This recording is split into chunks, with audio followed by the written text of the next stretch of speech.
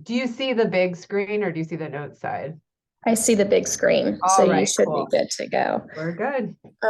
Welcome everybody. We have a few people in the classroom here and they have little mics, so you guys feel free to ask questions or talk when if you have anything you need to say.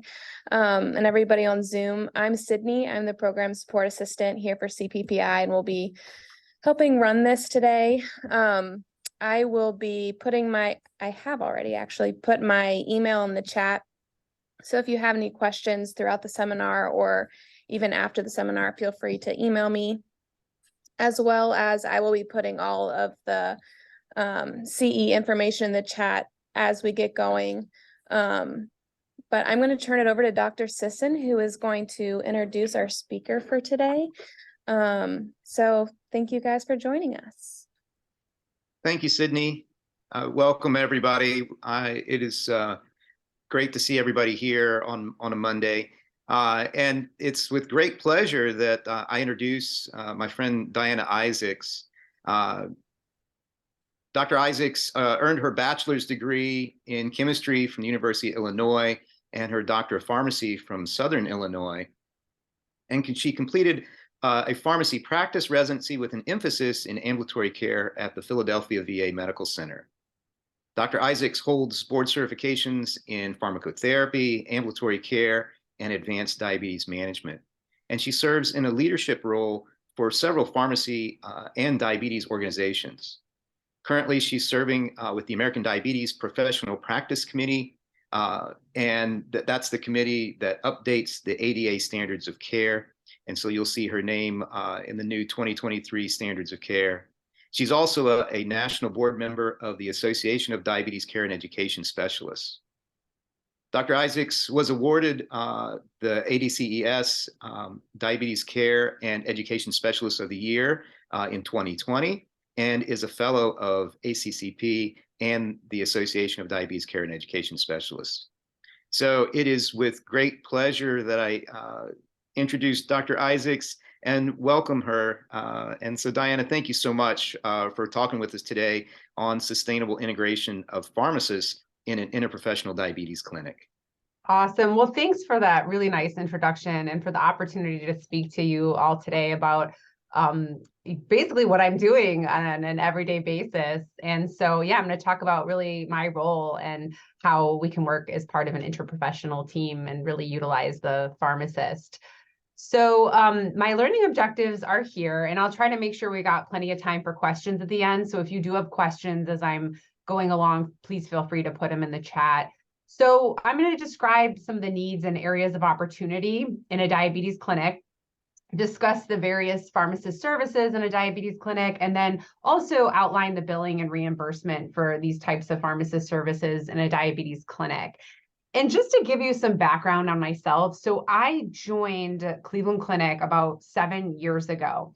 I had previously come from working as an ambulatory care pharmacist in a primary care setting in the VA.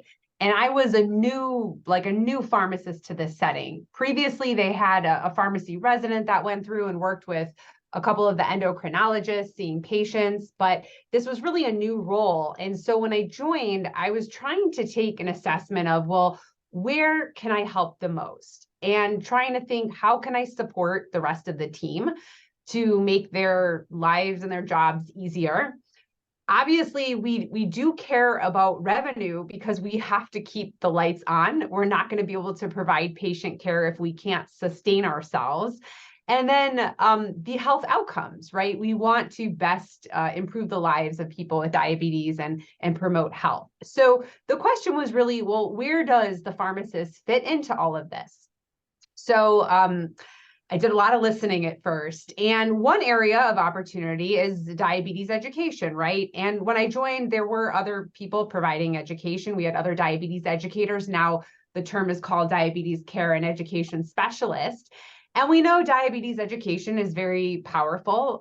The data shows it can decrease A1C by about 1%. So very similar to when we add medications. It can improve quality of life and reduce diabetes distress, reduce diabetes complications, also be able to enhance self-efficacy and patient empowerment. and even be able to reduce hospital admissions and other adverse outcomes.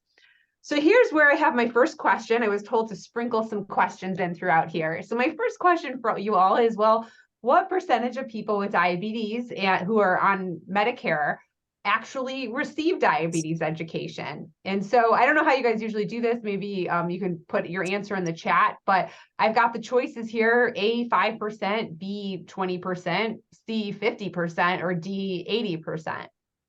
So let's see what you all are saying. So it looks like someone put C. I'm seeing a couple C's. Oh, a couple people picked A. We've got some B's.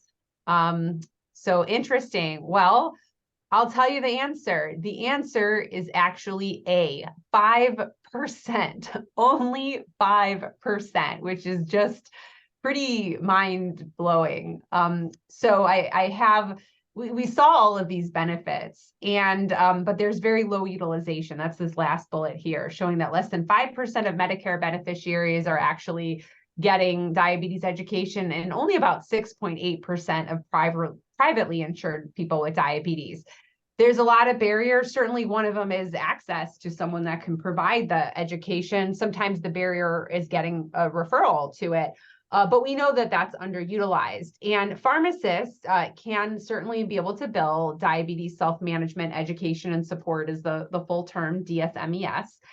It does need to be as part of an accredited program, either through the American Diabetes Association or through ADCES. And if it's a part of an accredited program, then at this time, both in-person and virtual visits can be billed for this. So this certainly is one of the ways that pharmacists can contribute. Don't worry, I'm going to talk about a lot more creative ones. So the other way, before I get into kind of some of the more, I think, interesting creative ways, is certainly pharmacists do in-person visits. Many states now, or I would say actually most, if not all states, have some type of collaborative practice agreement where pharmacists can prescribe, adjust medications, do things like order labs, place referrals to people like ophthalmology or psychosocial behavioral health, podiatry, et cetera. That they can do those. And these can be reimbursed. The caveat is that traditional in-person visits done by pharmacists are not reimbursed at a super high rate because pharmacists do not have provider status on a national level. So many states, for example, the state of Ohio, where I practice, we do have provider status. And so that may allow us to bill Medicaid at, and get better reimbursement. But when it comes to Medicare, sometimes that is a barrier. The way it's billed will depend also if it's a hospital-based versus non-hospital. And I'm part of a hospital-based clinic. There are several limitations to this. One big one, even though we're doing this type of billing, is that if the person sees another provider the same day, like let's say they're seeing the physician the same day, then this charge is going to get dropped. So, and one of the things that we particularly focus on is really seeing the high-risk patients. So, for example, transitions of care. Someone recently got discharged from the hospital, maybe with a severe hypoglycemia or in DKA, or maybe it's a new technology start. Someone just started an insulin pump and needs more frequent follow-up, or a rapid steroid taper where the insulin doses really need to be adjusted frequently because they're on these high-dose steroids, which affect glucose levels. So those are, when I think of diabetes education and kind of in-office visits, I think of those as kind of traditional things that have been done for a while that, yes, we can do and are great. That's a way to contribute to the team. But what I wanted to present here is some of the more kind of outside of the box ways that pharmacists can provide services. Because one of the things to think about with the two traditional ways I showed you is that we have an amazing team of diabetes educators. We have nurses and dietitians that are doing a lot of the education and doing a fantastic job. For the in-person visits, we also have a team. We have nurse practitioners that are doing a lot of the management, and they do a great job. So I wanted to think, well, where can I contribute where it's not the last thing I ever want to do is be competing with someone for a role. I'm here to help. I'm not here to try to take someone's job or displace them or anything like that. So when I did kind of an assessment of the landscape, I found these 4 areas where I felt like I could contribute, and that's what I'm going to share with you. So it's our continuous glucose monitoring program, the insulin pump and kind of higher level technology like connected insulin pen support, remote patient monitoring, and then these more specialized populations like transplant and pregnancy. I do think every clinic's a little bit different. And so I always recommend do kind of assess what the needs are in each individual clinic. I'm sharing what I found to be, I felt like really areas of opportunity in my practice setting. So what I want to talk about now is CGM. And to give a little bit of background, I mean, CGM, continuous glucose monitoring, has really exploded in the last, 7 years when I came here and started doing this. For those that might be a little less familiar with CGM, this is a tool that measures glucose. It does it in the interstitial fluid. So it measures typically every 5 minutes. And if you do the math there, that's 288 times a day. So you're getting a lot more information than you would get just from, someone doing finger sticks, even if they're checking multiple times a day. This is going to provide a lot more information and provides insights into how food, medications, activities, stress, all these different factors impact glucose levels. And so we can use this to really interpret the trends, make medication adjustments. The person wearing can really directly see how lifestyle factors impact their glucose. And when I came here, they actually already had CGM. So there's two types. There's a professional and there's a personal. Professionals owned by the clinic and essentially lent out to the person with diabetes for a short time span, anywhere up to 14 days, depending on the device. And the coverage for this is phenomenal. So whether you're on insulin or you're on no medications, it's typically covered for most people with diabetes. And so when I came here and saw that they had this, but they weren't utilizing it, and that there's such good coverage for it, I was like, wow, what's going on? Like, can we increase this? It turned out when I joined, the weight of this program was really falling on one person that didn't have much time to do it and wasn't really that excited about it. So I was like, well, what if, I helped out? And I remember her response was, yes, like, please take it on. Like, can you help? And so that to me was a tremendous area of opportunity. Of course, there's also personal CGM, which is owned by the person with diabetes. And we've seen now this is growing, the coverage and the access is improving. But when I joined all those years ago, personal CGM at that time was really more limited to people with type 1 diabetes. And now, of course, it's expanding. But even now, a lot of people still don't have coverage for personal CGM. Those that are not on insulin often really struggle to be able to get it through their insurance. So it may not be affordable for many people. So in addition to this, of course, being a great tool, also there is reimbursement for it. So I'm like, oh my goodness, not only is this a tool that can really help the person with diabetes, it can help the healthcare team to make adjustments, therapy intensification is needed.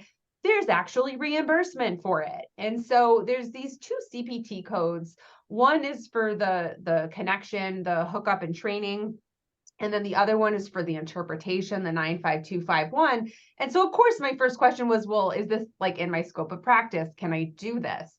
I had to do a lot of networking, a lot of asking around. But what I discovered was that the 95250, indeed, in terms of who can provide this service, many different people can, ranging from nursing, pharmacists, diabetes educator, dietitians, many people can provide this service. For the interpretation, that piece is a little bit different. That needs to be, when they say who can perform the service, it's technically physician and PPA.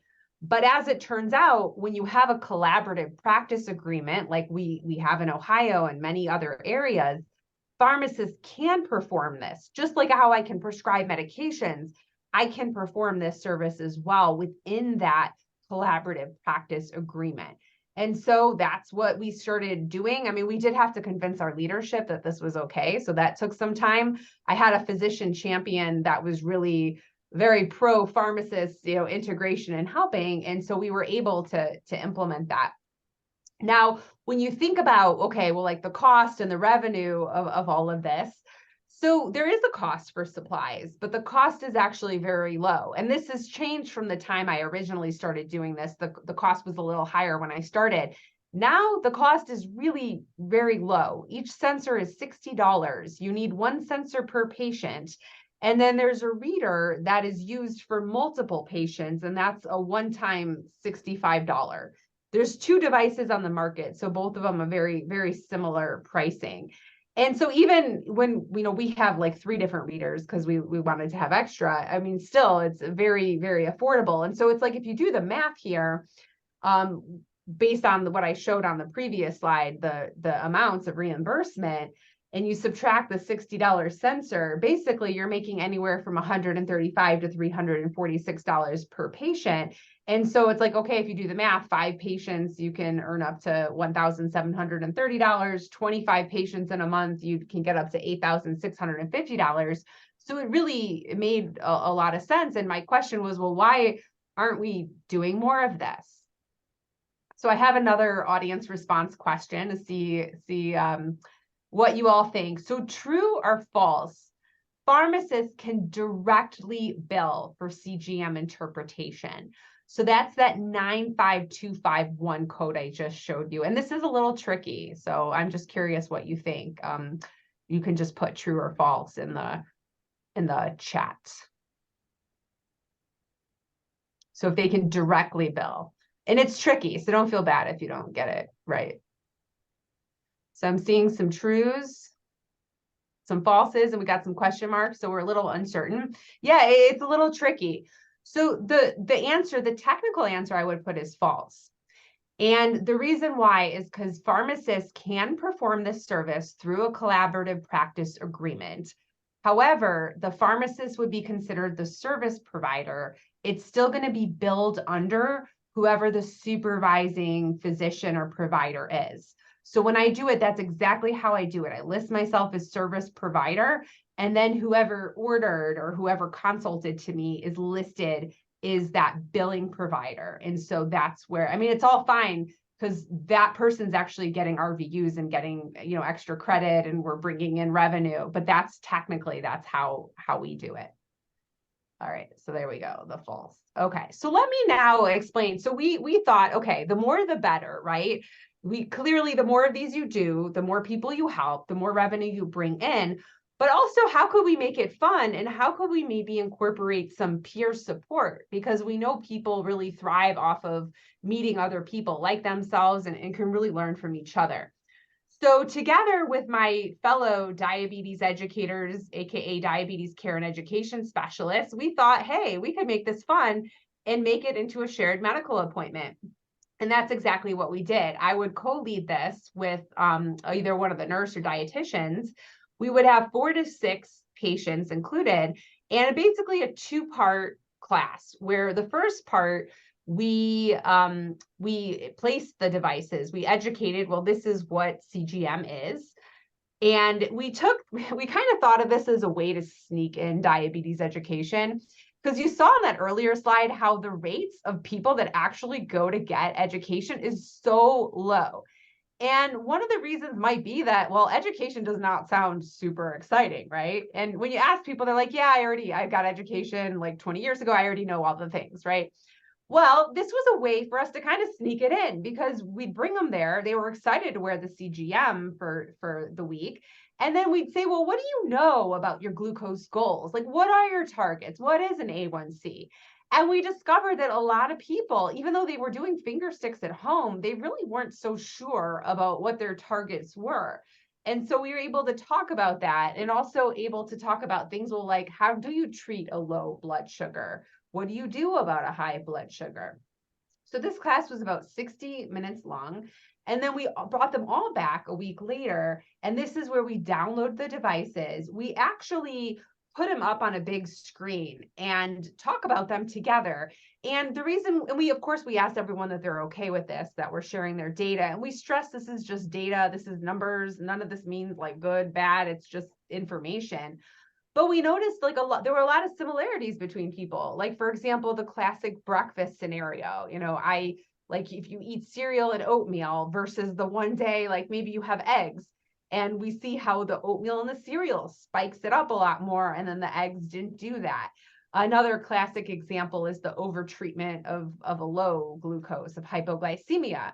And so it just gives us a lot of talking points about that. And then also just talking about some of the successes, challenges, and managing diabetes. And so that class is a little bit longer, 90 minutes, but also with the pharmacist being in this class and having that prescriptive ability, we're able to adjust therapies. So it's not just lifestyle, but also medication adjustments is needed as well. Here's just an example of one of the patients that we had in our program. This was someone, he was 54 years old. He had type 2 diabetes for 8 years. And his medications were dulaglutide, which is a GLP-1 receptor agonist, metformin, glimepiride, the sulfonylurea, and empagliflozin. And so, I mean, he's kind of like to the point where, okay, you're on 4 medications, you're not at goal. We probably should add insulin. And his A1C was also above target, is in the 9s. Yet he was adamant that he didn't need it, that his A1C was wrong, because when he would check his glucose at home, check first thing in the morning, he was in the 150s. And he said, this must be wrong. My A1C is not right. And of course, we know A1C isn't always accurate in everyone. So he wore this, and this was his data. And as it turned out, he was averaging 214. He was only 35% in target. But sure enough, like when he would check in the morning, yeah, that's when he would come lower. But the rest of the day, he was running much higher. And so after doing this, it made the case for him that, hey, I agree, I should start insulin. And it helps to have the peer support of the other people in the room, who some of them were already taking insulin.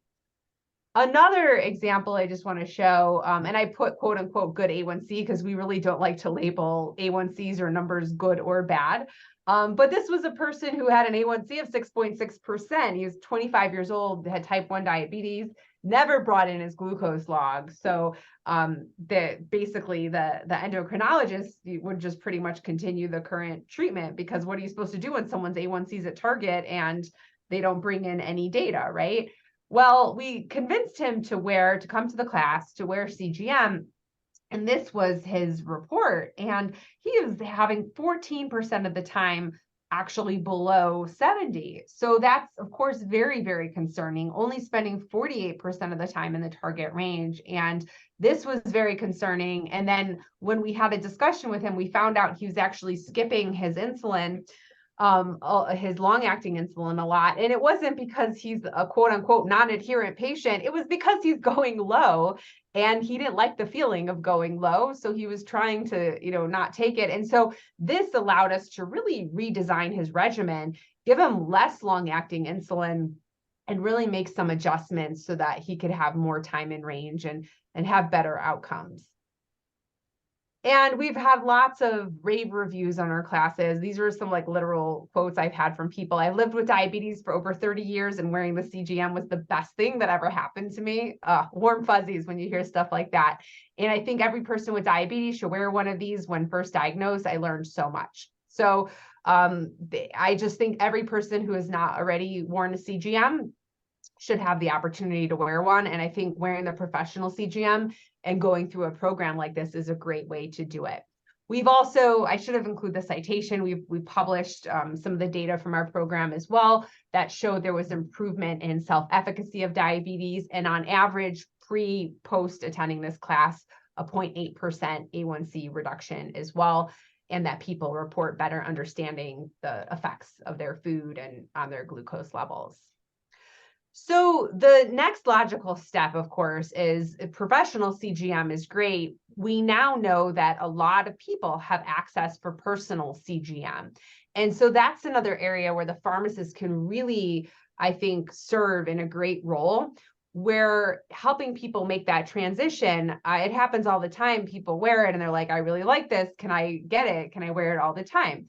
And so one of the things that we can do is to facilitate, okay, let's see, do you have coverage for it? And then determining, okay, if you have coverage for it, is it going to go through your pharmacy benefits or the DME side, the durable medical equipment side?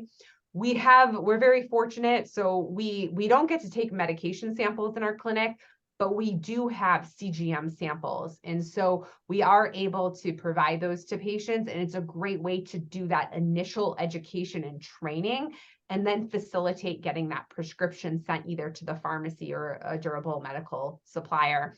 And then making appointments for the interpretation, which is also billable. And these are the two codes. So just like there's billing opportunities for professional CGM, there's also billing opportunities for personal CGM. So the CPT code is 95249. And one caveat to this is this code can only be billed once in the life of a device. So the education and training only once, and then if you try a different device, you upgrade to a new system later on, then you can provide that again. Versus the professional CGM, that is something that typically can be done 2 to 4 times per year, depending on someone's insurance. The 95251 is the same code for both professional and personal. This code can actually be billed up to once per month. Some insurance plans may only want you to do it quarterly, but what that means is we can be providing this interpretation service much more often. And based on the reimbursement, that typically ranges from $35 to $97. The thing that's interesting about the interpretation is that it doesn't need to be done in person. It doesn't even need to be done synchronously. What that means is you could look at someone's report when you're not with them and interpret it, and then perhaps send them an electronic message later on and document that. So there's a lot of ways that that code can be billed. And I think pharmacists can definitely, that's something we do a lot in our clinic, is provide that service. This is just showing personal CGM. So we've really tried to increase our use of CGM. And so in office visits with the provider, making sure that we are ordering it. We're if they haven't used professional, we start with professional. If they've already used that, facilitating getting personal. And then our standard is to schedule that pharmacist visit 14 days later for that data review of that. And then the way that we document this is we list that pharmacist as that service provider, put in that CPT code, and then route it to the provider to co-sign. We do have our notes co-signed just so that there's no kind of issues with billing. And we've developed a dot phrase that just basically says, I agree with the interpretation and findings from the CGM report, or it's always an option. The person can add in additional information or disagree. That doesn't typically happen, but that's certainly always an option as well. And then one thing I do want to just mention about the CPT 95249, that initial education and training, is that, and this is true of the 95250 as well, the data download is actually part of that code. So you're going to bill that code at the same time you bill the interpretation code. So it's one of these nuances with workflow that you bill them on the same day when you have at least 72 hours of data. So you can learn more about that later, but it's just kind of one of these nuances with the billing and reimbursement. So that brings me to my next question here. And that is, how often can you bill for personal CGM education? Would that be once per device, monthly, every 3 months, every 6 months, or every year? So curious what you think. And this would be that CPT 95249 code. So I'm seeing a lot of monthly. And this is perhaps very confusing. Oh, I see someone who put A. So the correct answer is actually A, but you guys are very close, because the interpretation part can be billed monthly. So B, that for the interpretation, that is correct.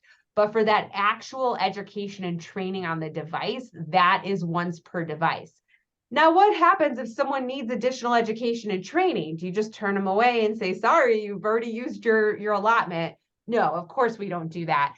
We can always bill DSMES, diabetes self-management education and support, for additional training. So it's not, we can still provide education. We just can't use that specific billing code anymore.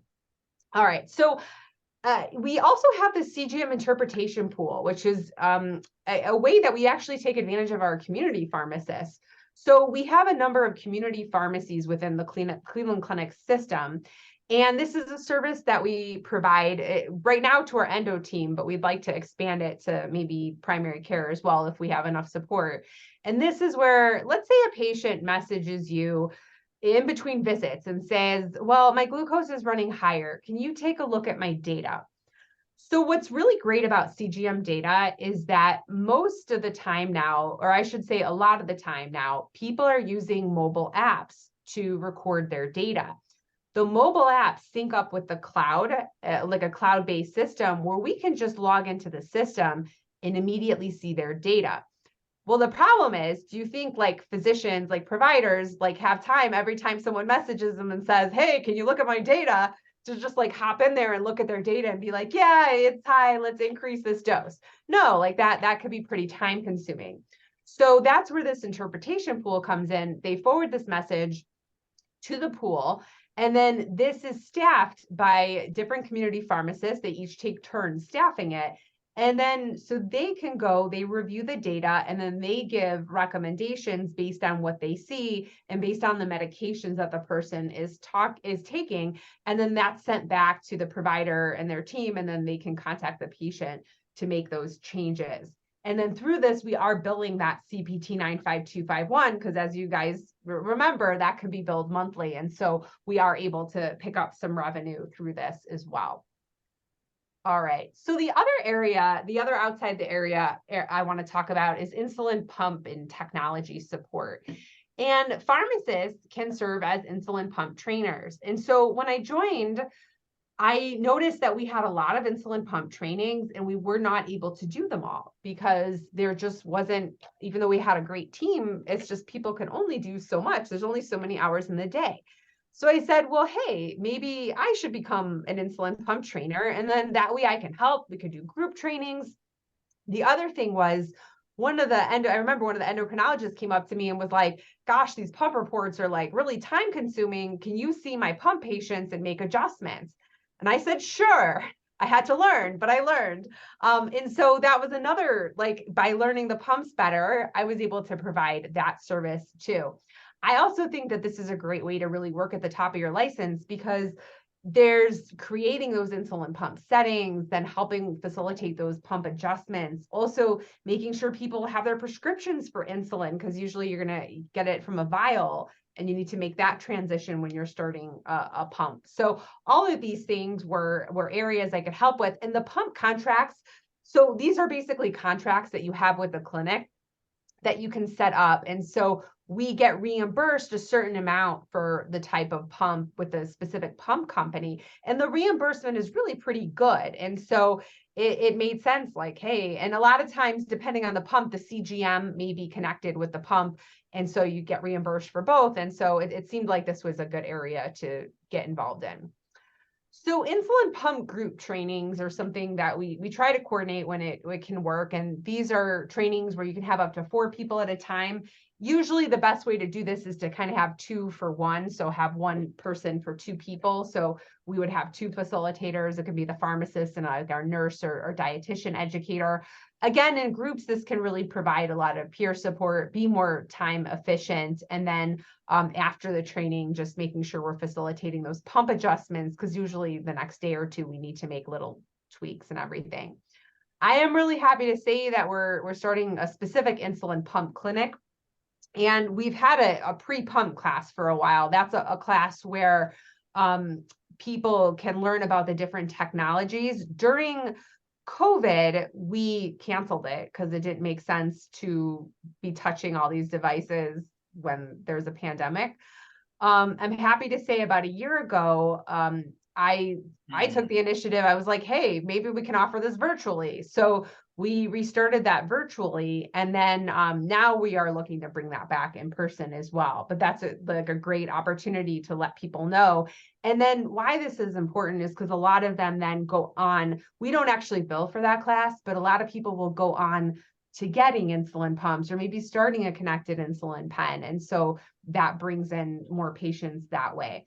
The insulin pump clinic is going to be an endocrinologist tied with a Pharm.D visit. We previously had a clinic, it was called a comprehensive diabetes clinic, where we had new patients and did this model.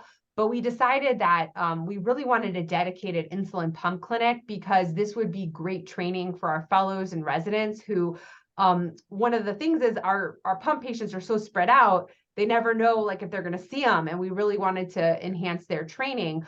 Also, it means like everyone working with these pumps, because it's very specialized knowledge, it becomes very comfortable because we are seeing a lot of these patients and everything. So I just wanted to share a case study of how this kind of, I don't know, works in action and what we're doing. And so Max is a 27-year-old male. He's had type 1 diabetes for 2 years. His A1C was 8.4%. And his current medications, he's on a long-acting insulin and a mealtime insulin with carb counting, but doesn't really know how to count carbs. And he's interested in learning more about diabetes technology. So he attends our pre-pump class, and he decides from attending that he's really interested in what's considered a hybrid closed-loop pump. So this is an insulin pump that communicates with a continuous glucose monitor to automate insulin delivery. But he says, I'm really not that comfortable with my carbohydrate counting. And to use these systems, people they work better when you can count carbs, because that is something that's required with these systems. So he meets every 2 weeks with the diabetes educator or the pharmacist, kind of alternating, and diabetes education is billed for those visits. And then after time, there's communication with the endocrinologist about his pump readiness. And also, because we want to make sure everyone's on the same page, we're all communicating as part of the team, he attends the CGM shared medical appointment. So we're billing that 95250 and 95251, and he gets to learn and experience what CGM is like. And so at that point, he transitions to personal CGM. He likes the CGM, he has coverage for it, and he transitions to that. We're able to educate him about that personal CGM, review his data. And so here we're able to bill that CPT 95249 and the 95251 codes. And then after about 3 months of this process, he feels like he's been working, getting the education, carb counting, he's ready to start the pump. And so the endocrinologist orders the pump, and the insulin pump settings are actually designed by the pharmacist. There's a lot of great formulas that we can use to calculate that. Insulin vials are ordered by the pharmacist as well. And then Max comes in for the training with the pharmacist in the group at the nurse educator. And then the training documents are submitted for reimbursement, which is several $100s, the reimbursement for that training. Really? And then afterwards, there's virtual visits to review the CGM and the insulin pump data with the pharmacist. And this can be billed again for that DSMES and CGM interpretation. And then the next endocrinologist appointment, Max's A1C is actually improved to 6.7%. And of course, he's raving about his diabetes team. So I hope that can illustrate to you just how there's a lot of codes that we can use to make sure that we're getting reimbursed, but how through that team-based care, we're really able to help our patients, and we're able to, just optimize their care working together. All right, so that's pumps. Now I want to switch gears and talk about remote monitoring. So I've had the great fortune of being involved in our remote monitoring program. And just to show you, I kind of mentioned these data platforms, and this is an example of one of them where you can get population health data, and you can organize your panel looking at certain things like glucose levels, the time they spend in the target range, variability, hypoglycemia, a lot of different options. And as it turns out, remote monitoring is also a billable service as well. And so on here are the different codes that there's 4 different codes, and there's 2 that we've utilized, which is the 99457 and 99458. These are basically 20-minute increments of reviewing data. The criteria to be involved in this is you just have to have 1 chronic condition and a device that you can be able to share data. So for example, it could be a CGM, it could be an insulin pump. It doesn't even have to be diabetes specific. It can be blood pressure, it could be heart rate, it could be weight, it could be multiple different types of things. But one of the providers that can provide this service is a pharmacist, and then it would be billed under whoever the supervising provider, so MD, DO, PA, NP. And so just to kind of quickly show you, we created this program where we tried to target high risk patients who had A1Cs over 9% or else who had frequent hospitalizations for DKA or hypoglycemia. And that we enrolled them in this program, this intensive 3-month program with an optional 3-month extension. To be able to bill these codes, you do need to get patients' consent. So that's important that we obtain their consent. And then in terms of the what this looked like, it's pretty intensive, where we have virtual visits scheduled with a pharmacist at weeks 1, 2, 4, 6, 8, and 12.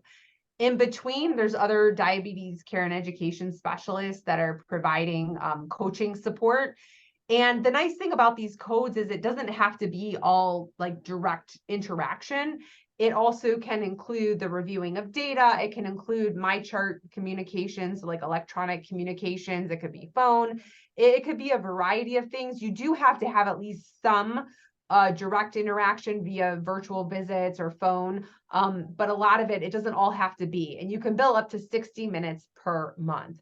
And then through this program, because pharmacists have that collaborative practice agreement, the pharmacist can make medication adjustments and everything, and lifestyle interventions and everything as well. So that's kind of an ongoing program. And then I want to make sure I keep enough time for questions. So the last area I want to talk about is some of our unique services. And so the reason I was like hustle bustle getting to this on time is because Monday mornings I have my post-kidney transplant clinic. This is a service we started several years ago. It actually came up through a collaboration with the pharmacists. We had a pharmacist on our transplant team, and I was like, and also I heard this from our inpatient team, that they would do these transplants. These patients would be discharged on very high dose steroids. There would be a lot of new onset diabetes, steroid-induced diabetes, or people with pre-existing diabetes or pre-diabetes that had really high glucose levels, and they just didn't have the capacity to like get them into clinic quickly enough to make adjustments. And so what we decided to do was we decided to pilot, well, what if instead of trying to get them to come to me, I go to them? And so as it turns out, these patients actually come to the kidney transplant clinic twice a week, their first 3 or 4 weeks after the transplant. So I started going there and going into the rooms and doing these insulin adjustments. And wow, that was really helpful. Everyone was really grateful. And since then, we have better coordinated this, where we have an endocrinologist that goes there one day. We have another one that goes even another day in case some patients couldn't come the Monday, Thursday. I go there every Monday. We've got great coverage in case one of us can't be there. And we've got a schedule where we're going in, we're taking turns seeing the patient. So the nephrologist goes in, the care coordinator, the nurse, the pharmacist, patient stays in the room, we're taking turns. And we've also have a great discharge program where they're put on CGM in the hospital. And so we have all the data, and that's just been tremendous. And then the other area was pregnancy. So pregnant patients with diabetes need to be seen pretty frequently. Generally, we recommend weekly adjustments. That's what the data shows, because for the best outcomes, because their insulin requirements are just changing so rapidly and often unpredictably. So because of that, we said, okay, how can we help? And so pharmacists can really be able to provide that high acuity needs. And so that's something we're helping with. We also created a gestational diabetes virtual shared medical appointment where education is provided by a dietitian. Pharmacist talks about medications and glucose monitoring. And then there's also an OB and obstetrician in there as well. We have an in-person clinic now at one of our locations, which is endocrinology, pharmacist, dietitian, OB. This clinic is focusing on people or women with pre-existing type 1 or type 2 diabetes. and trying to get them access to technology, to diabetes technologies. And then also we're doing research. I haven't really touched on the research, but I love the clinical research. And so that's something pharmacists are able to help a lot with as well. And so through our collaboration with maternal fetal medicine, we've actually been able to increase referrals into endocrinology as well. And so it's really been win-win for everyone. So my last question is, which of the following is a service pharmacists can be involved in the billing and reimbursement? And I've got A, diabetes education, B, CGM education and training, C, insulin pump training, D, remote monitoring, or E, all of the above. I'm seeing lots of E's, and that is correct. I'm really happy to see you guys are putting E's. And so just some summary points is that hopefully you can see that there are many opportunities in a diabetes clinic, and many opportunities, I think, for pharmacists to provide support. The specific needs will depend on your patient population. Sustainable services, either through direct reimbursement or helping the team to be more efficient, and incorporating technology can provide additional value and revenue streams. And with that, at this point, I'm happy to take any questions that you might have. And here's my contact info as well. There's also mics in the classroom, so if anybody in the classroom has a question, feel free to talk.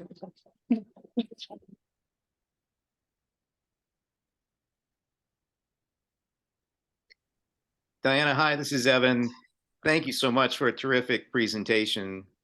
Do you have a sense of what your reimbursement capture is with these services?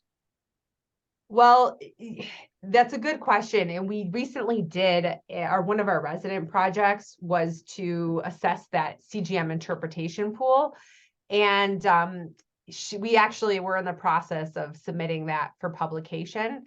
So I forget what the exact numbers were, but I think it does definitely justify the cost of having a pharmacist. It'll really just depend on kind of the volume that you do. Professional CGM is more cost effective than even personal CGM, which is interesting.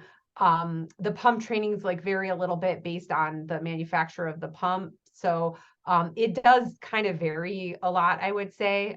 So it's hard to give an exact number, but what I can tell you is we're using the data we've put together to justify adding a third endocrine pharmacist to our team.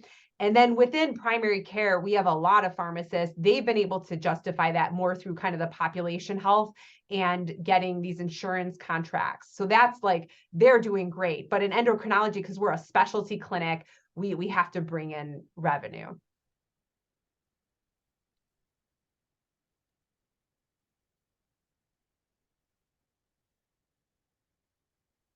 The students are so quiet. I have a question. Hey Diane, this is John Buhai. Thanks for your awesome presentation. Quick question. I'm not as familiar with the RPM codes. How do you all balance those with the CGM interpretation codes, or do you use them concurrently, or you bill one or the other, and what goes through that thought process? Yeah, it's a really good question, because you ask a coder a question and different coders will have different opinions on it. So some coders will say, well, it's fine. They're different as long as you're doing different services and you're not duplicating. So the key being maybe you're interpreting the data, but then separately the remote monitoring, you're providing a lot of direct coaching and a lifestyle changes. Some coders will say it's fine, you can bill both of them. Others will say, well, you're supposed to use the more specific code, and if it's CGM, you should do the interpretation code. So that will depend on how it's interpreted. For insulin pump data, for blood glucose monitoring data, for other types of data where there's not a more specific code, then it's very easy, because you're not going to worry about that overlap. So that would be kind of the caveat with that. Thank you so much. Oh, so I'm seeing a question in the chat. Can you talk about any of the barriers to implementing these services you experienced and how your group overcame them? So when I wanted to first do CGM interpretation, of course, we had some coders that were like, well, wait, pharmacists aren't listed as one of the three people, like the NP, the PA, the physician. So how can we can't do it? And that's where it actually took several meetings of explaining to them the role of the pharmacist, how we're clinical, we have collaborative practice agreements. Having the physician champion just really helps. It just helps so much. So that was a way to kind of overcome that. I did when I started doing it. It's very important to explain your services to the team because we're a very big system. And so the people I work directly with on a day-to-day basis were like, oh yeah, this is great. I remember hearing some like, well, wait, what are the pharmacists doing? Is this in there? Like, are they allowed to do this? And so I actually attended a meeting with like our nurse practitioner team to explain what I was doing, that we were providing the services, trying to help them. And that really helped the communication to just see that I'm trying to help. I am not trying to poach patients. I'm not trying to I am here to help. And so I think open communication is really important, and making sure you're serving a need. I did so much listening to see where the needs were. I didn't come in with my agenda and say, this is what I'm going to do because I know this is good and this works. Every system's a little different. So it was about, okay, what are the needs here? And then how can I help with my skill set?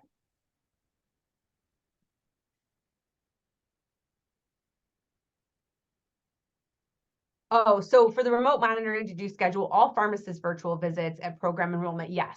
Yeah. So it was pharmacists run, and yeah, they automatically had pharmacist virtual visits. I like scheduling virtual visits because then it's on my calendar and I make sure I follow up with them. You don't have to do it that way, but I like having something in my schedule so I know we're going to meet and talk at a certain time.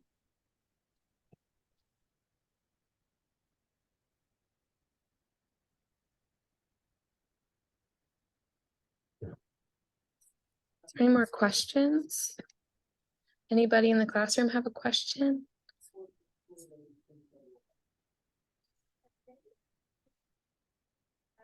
Also, I have posted the CE code and the directions to be able to claim that. It should be good to go, but if for some reason there's any issues, please feel free to email me and I will kind of get that all sorted away. But oh, Starlin's saying, let us know when the paper's published. Yes, I will. Good to see you, Starlin. well, if nobody has any more questions, then thank you so much, Dr. Isaacs, for your time and for sharing. It's a huge honor. Well, thanks for having me. Yeah, absolutely. Have a good rest of your day. Thanks. You too.